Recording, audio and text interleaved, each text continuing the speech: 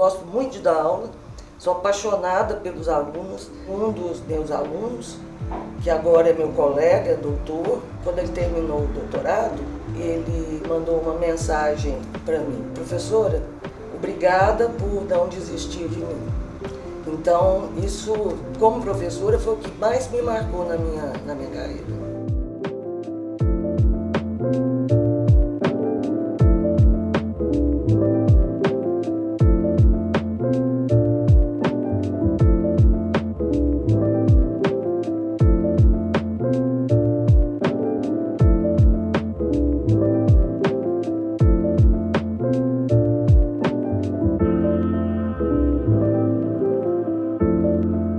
A professora Ana Guiomar, ela começou a vida profissional dando aula mais ou menos com uns 20 anos de idade, antes de formar, aqui no Música Centro de Estudos. E lá no Música eu fiquei durante 15 anos. Eu tive 2 empregos, o Música e a UFG. Né? Nesse primeiro emprego, onde eu dei aula para crianças de 3, 4, 5, 6, até adolescência, né?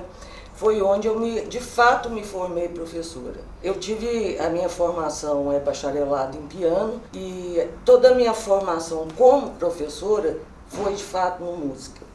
Foi onde eu aprendi a dar aula, a gostar de dar aula, aprendi a trabalhar com criatividade, com oficinas de criação. Então foi onde realmente a ser interdisciplinar, porque nós trabalhávamos com 4 áreas: música, dança, teatro e artes plásticas. E nós dávamos aulas juntas, em algumas ocasiões, né? E preparávamos as aulas juntos também, sabe? Tanto o pessoal de dança como de música, a gente tinha um fio condutor, que eram os princípios ordenadores da atividade estética. E lá eu fui me formando como professora e gostando. Coordenei muitas oficinas de criação, uma iniciação à profissionalização, montei espetáculo, toquei para balé durante 10 anos e dei aula de piano.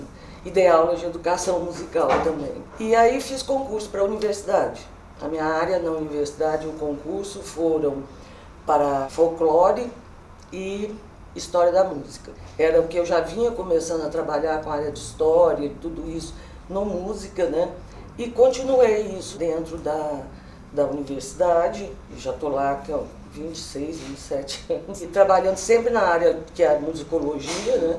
Que é a pesquisa em história da música, em cultura brasileira, fundamentos da pesquisa. Sempre trabalhei dentro dessa área. Né? Meu doutorado foi em História, da História Cultural, onde abriu muito meus horizontes, né? Desde o mestrado eu já me encaminhei para a área de História Social da Música e depois História Cultural, onde eu comecei a trabalhar com festas, né? Festas no Brasil, festas em Goiás. Meu pai e minha mãe vieram do Rio para Goiás, né? E aqui nós fomos morar embaixo da casa de Dona Diana, que é mãe de Dona Belquice, fundadora do Conservatório e da Escola de Música.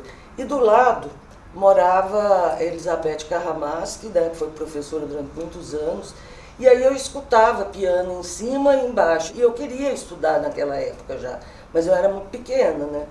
Aí, mais ou menos com 8 anos, a minha mãe pôs para começar a estudar, e eu entrei para o conservatório com 9, 10 anos, ou seja, eu estou dentro da universidade. Uma vida inteira dentro da universidade. Primeiro no Conservatório de Música, depois nos cursos de graduação, especialização, mestrado, e depois como professora.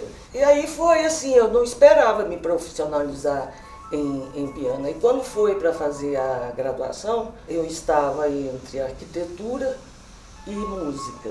Aí resolvi fazer para música. 2 anos depois eu fiz vestibular para Direito, passei também. E aí fiquei fazendo o curso de Direito e o curso de Música. Era muita coisa. Estudar, no final de um curso de graduação, você estuda piano demais. Qualquer instrumento você estuda demais. Até 4, 5, 6 horas por dia. Eu não estava aguentando, aí eu tranquei o Direito e não voltei mais. Eu estava no 7º período, aí eu já estava dando aula, eu já gostava de dar aula. Né? Então, assim, recaiu sobre música. Fui diretora da EMAC, eu fui vice-diretora, assumi como vice-diretora, né?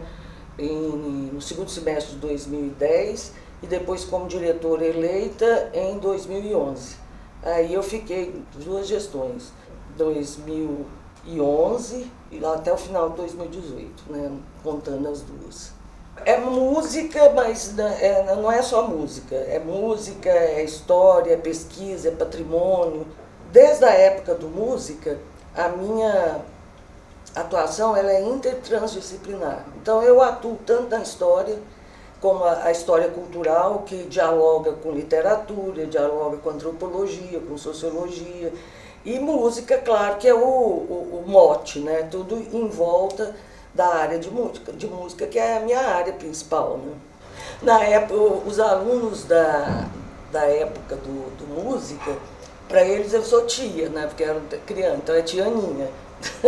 Então quando eu ouço tia Aninha, ou é a família, ou os amigos que me chamam de Aninha, ou quem conheceu Glaci, que foi diretora, daí eu trabalhei como coordenadora de curso muitos anos com ela na universidade, e que foram meus colegas, né? E aí agora, de repente, um ou outro começa a me chamar de Aninha. Eu acho bonitinho, porque depois que eu entrei para a universidade, passei a ser Ana Guiomar, né? Em função das pesquisas em musicologia, e até surgindo, o simpósio foi uma maneira de começar a sistematizar no estado de Goiás, né, e mesmo no Centro-Oeste, que não tem, essa área de musicologia, que é pesquisa em história e cultura, tudo isso, né? Uma musicologia cultural, vamos dizer assim. E aí eu fundei, além eu, Magda, né, Wanda, uma equipe muito grande que fizemos e fazemos até hoje o simpósio. Viva, viva, Ilha das Mansas, que haja vinho em fartura. E aí eu criei o laboratório de musicologia, certo? E esse laboratório, primeiro assim, era mais nas casas da gente do que em outros lugares, e ele foi tomando corpo durante o tempo. Hoje tem um espaço, os acervos, a gente tem um acervo da própria escola de música, que vem antes mesmo da universidade, né?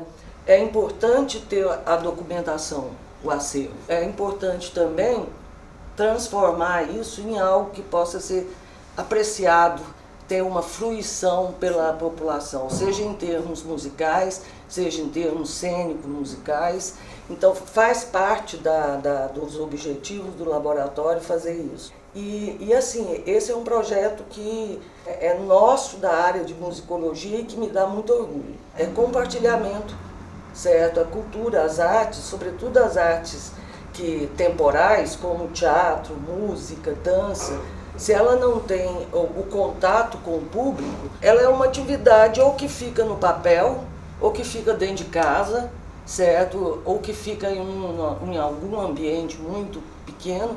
Ela precisa ser compartilhada, porque todo o processo da produção cultural, e eu digo a produção desde o momento da composição, passa pelo intérprete, passa pelos editores de tudo aquilo, se tratar de música escrita, se não das gravadoras.